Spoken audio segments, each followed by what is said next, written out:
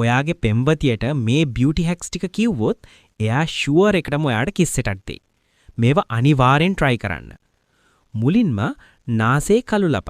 ඒ කියන්නේ black heads තියලා නම් දත්බුරුසුවකට ටූත් පේස්ට් පොඩ්ඩක් අරගෙන නාසයේ හිමීට අතුල්ලන්න. රෙදි කෑල්ලකින් පිහදා ගන්න. කළු ලප ඔක්කොම යයි. ඇඟිලි වල අවුලක් තියෙනවා නම් කෝමාරිකා කෑල්ලකට ලුණු කුඩු ටිකක් ඉහලා ඇඟිලි ඒකට ඔබාගෙන ඉන්න.